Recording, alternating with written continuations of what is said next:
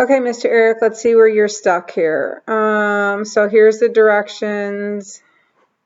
Here's my student data file. Step 1, run Excel, open the workbook.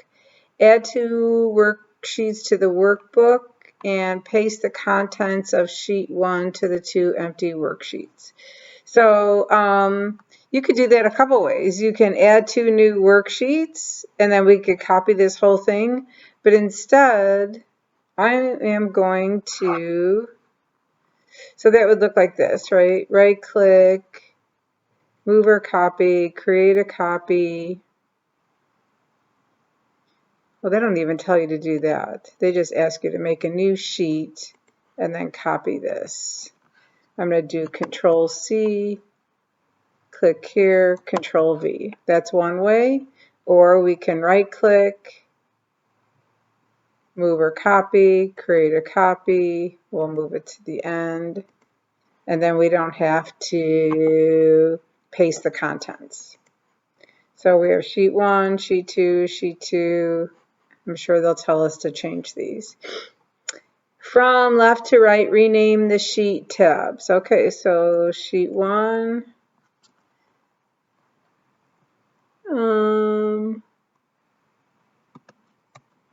District. Sheet 2. Hillview.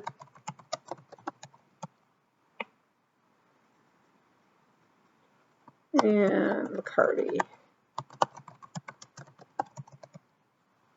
Color the tabs as shown in figure 4.7 on each of the worksheets. Change the title in B2 to match the sheet tabs. On each worksheet, fill the range A2 to F3. Match the color of its sheet tab. Okay. On each school, change the title in B2 to match the sheet tab name. All right, so let's find the colors. And I think I gave you the colors. So you could either look at this picture, but I think, right, so this one, it's this, and this one is the next color.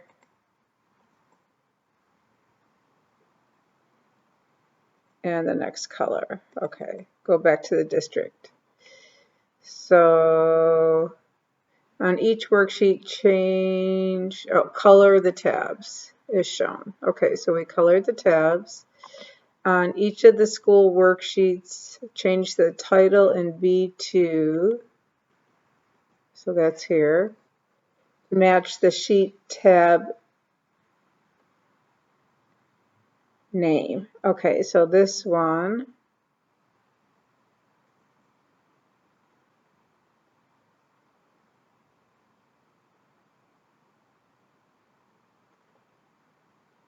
Rename the sheet tabs. District,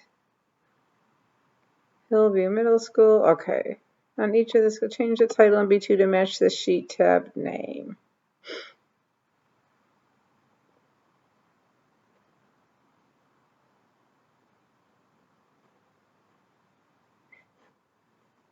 I think we're changing these. So I don't think, we're not changing this one. Oh, and here it says on each of the school worksheets. Okay, my bad. So we'll go to Hillview.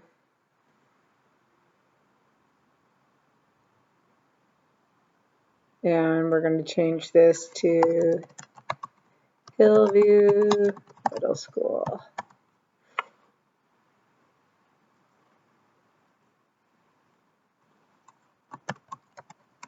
McCarty Middle School. Okay. So we changed the title in B2 to match the sheet tab name on each worksheet. Okay, so now we'll go back to the beginning.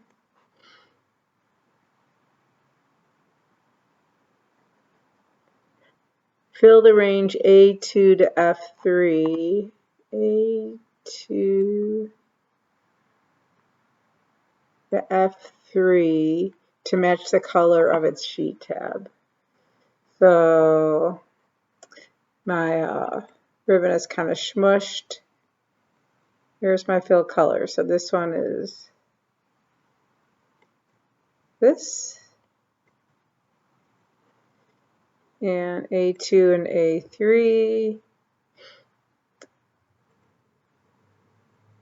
and this color,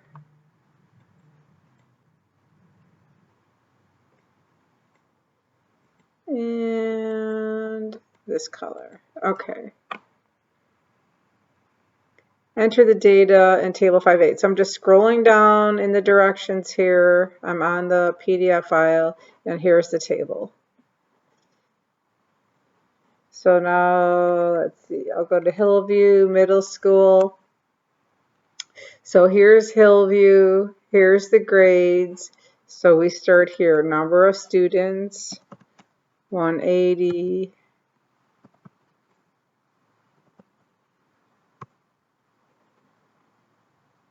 Number of rooms,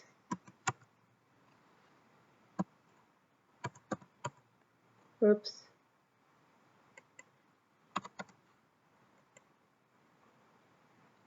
Number of rooms over capacity. Oops, going down too far.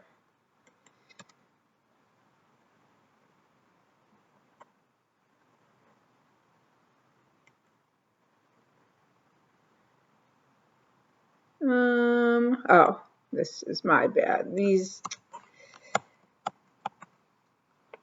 So this is average students. We need to figure this out. So this is a number of rooms over capacity, goes in this column. And under goes in this column.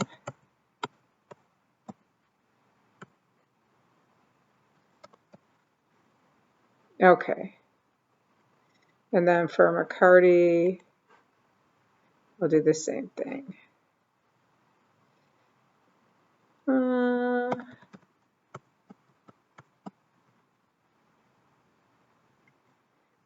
Number of rooms is, we are going to figure out the average.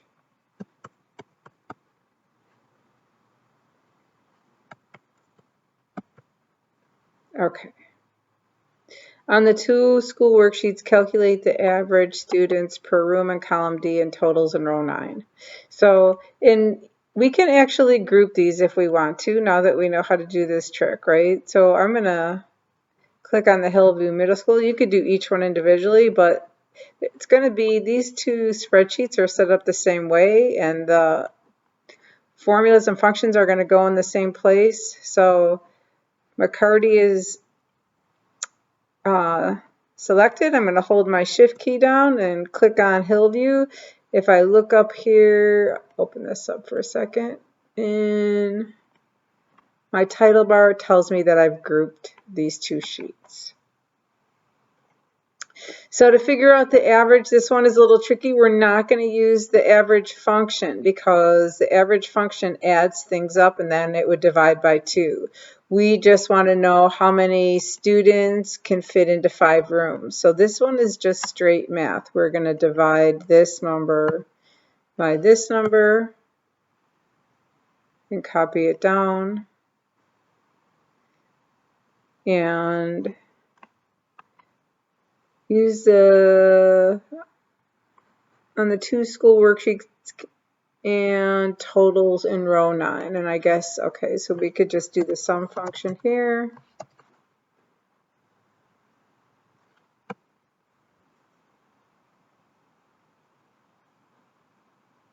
And drag it across, let's see.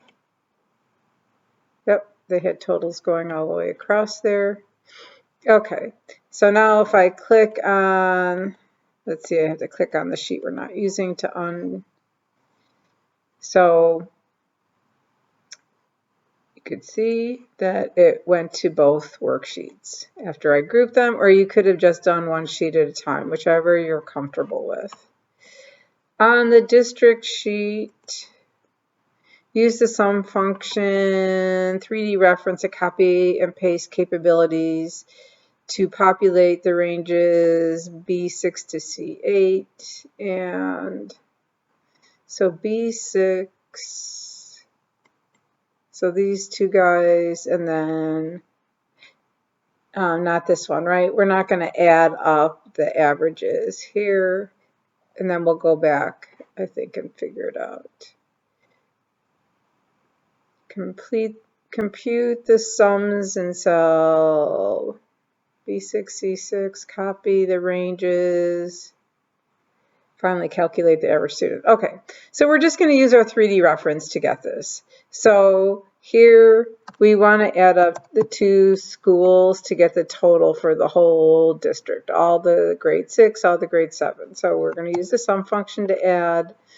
I'm going to click on Hillview Middle School. The first one is the number of students. Hold my shift key down, click on McCarty. That makes our 3D reference, and hit enter.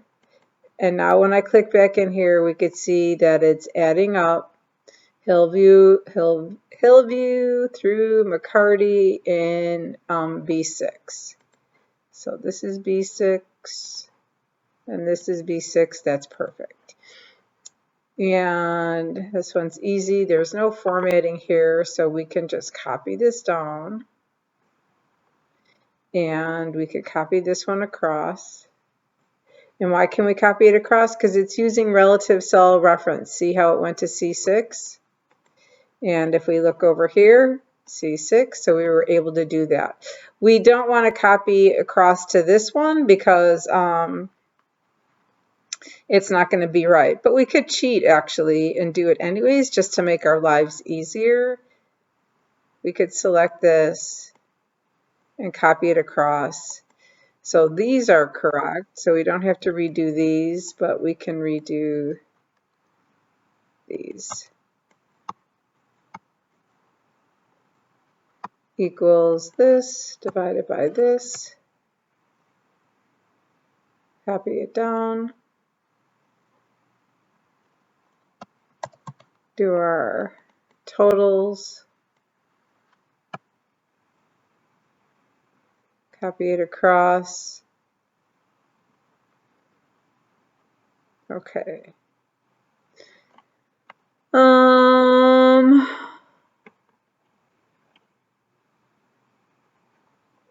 This should be copied from the division, not the addition. So there we go. You want this to actually do the same thing that these guys are doing. So you just want to divide here so you get a truer number as opposed to adding these up. All right. Select the range E6 to E9.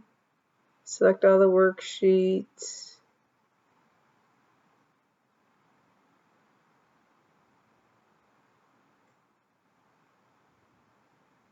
Select all the worksheets. So the district sheet is already selected because we're on it. I'll hold my shift key down and click on the last one, McCarty Middle School. And then use the Format Cells dialog box to apply a custom format.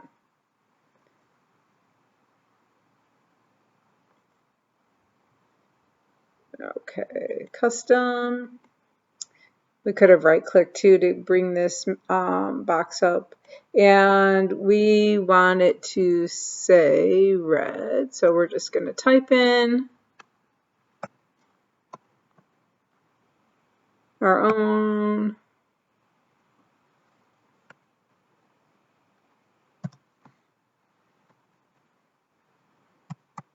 And I'm just copying it from the book or the directions here. So it was red in brackets, hashtag, comma, 3 hashtags, 2 semicolons, quote, dash quote. And these are explained in the book. And if you want to know more about these, we could talk about them in class. I don't do a whole lot with this because it's a whole nother skill set. So we'll just say, okay. All right. So now all positive numbers are in red is pretty much what this did. Select the range here. and use the Format Cells dialog box to apply a custom format that will format all non-zero numbers similar to the format applied in step 6, but with green for non-zero entries. Okay, so let's see if we could just do the same thing here.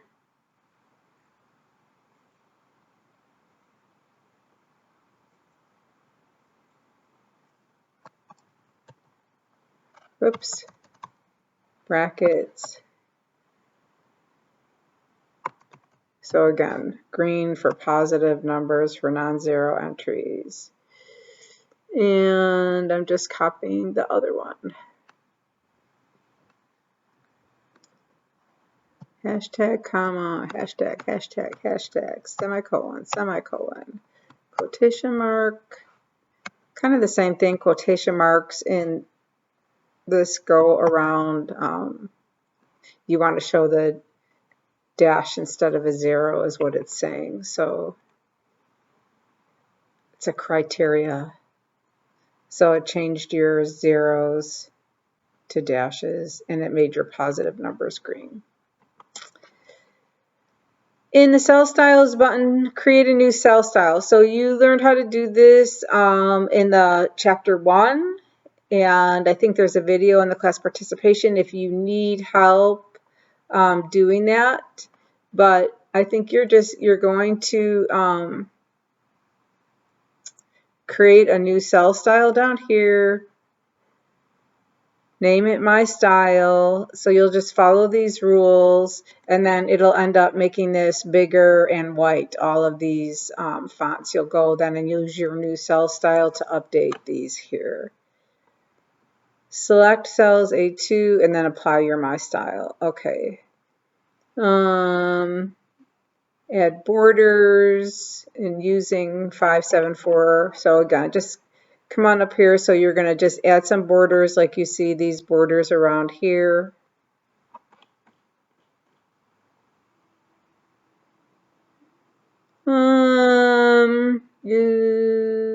Let's see what else. Select the district worksheet, create a 3D pie chart. So I'm going to click to ungroup these using the range A6 to B8. A6 to B8, so we're just looking at the number of students per grade for the whole district, and we're going to create our chart. Is it 3D? Is it 3D? Okay, there's your chart. Move it to the right of the data, so you'll move it, right click the pie to display a chart, and then in format series, set the pie explosion, so you're going to explode the whole thing.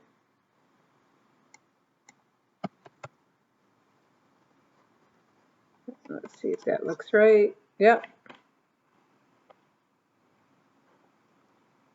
Select the chart area.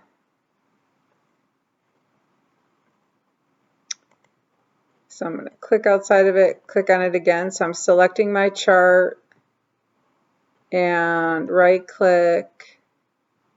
Nope. Select the chart area and display the format chart area task pane. Okay, my bad. So select this white part, right click, format chart area. And set the X rotation to 100%.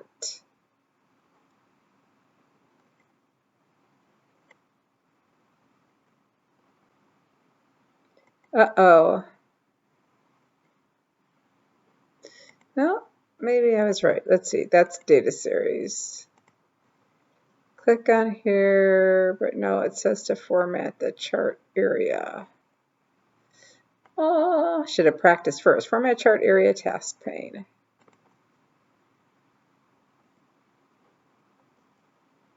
Format chart area. Set the X rotation. Chart options. Ah, here we go. 3D rotation. Sorry about that. X rotation to 100. Use the chart elements button to display data labels. So that's chart design contextual tab, first tool, data labels. Click more options, select the value only, and show leader lines option. Choose outside end, and then position the labels to display the leader lines. So then these guys here, you're just going to drag them out with your moving cursor. Make sure you have your moving cursor and not just one arrow like that. That'll just resize it. Oh, this one's tricky. There it is. And there's your leader lines. So I hope this helps you a little. Sorry about some of the confusion. Let me know how it goes.